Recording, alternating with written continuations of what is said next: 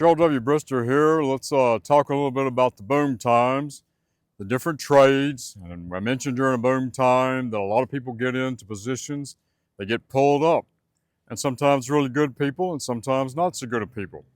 Well, you're about to have another boom time here in the welding industry, it looks like to me, and the last one. So I'll tell you a little bit what I've seen in the last one, and you'll know what to expect probably in the next one. Let's talk about tie-in people. I do pipeline work mostly, so we're talking about that. I have worked with some of the best old-time tie-in guys in the world. Before you had to wear hard hats, they had big old cowboy hats, and they would stand up on top of mainline pipe, and they would give signals. And you can still find some of the videos of that online somewhere. But we're different today. We don't run as fast. We don't weld as fast. Everything's kind of modulated. So really it's easier. I used to get paid extra money to do tie-ins as I got older because it's a lot of money involved. Equipment, tractors, people, and you want to get a lot of tie-ins done in a day. So they used to pay a couple of extra hours, or I could cut a deal on the side to come back there and do tie-ins with another guy. Find somebody you like, and it was good work.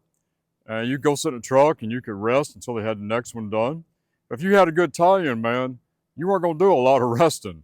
You're going to be resting for a minute, eat a sandwich, and he's going to already have them down there working on another one. Good tie-in man. What happens if you get a bad tie-in man? I'm going to tell you that in just 1 minute. So I'm talking about tie-in guys. What should you look for in a tie-in guy? Well, for one thing, that pipe shouldn't be 4 inches off the ground. If it's 4 inches off the ground, that's your fault because you're not holding our feet to the fire and making them put it where you can weld it. The American Welding Society standard is 16 inches when I was inspecting, and sometimes higher.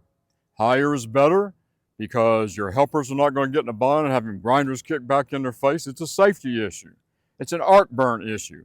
It's just a common sense issue that you don't weld way down here like this unless it is like the whole city of New York City is going to be out of power if you don't make it, all right? Then I'm going to be an American and I'm going to make the sucker. But you want to have at least 16 inches there, okay? For all those reasons.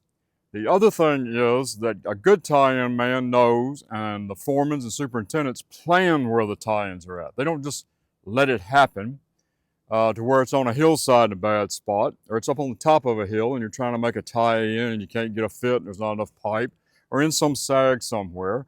It should be where you have like a half a joint of pipe on each end so that you can move that pipe to get a fit up.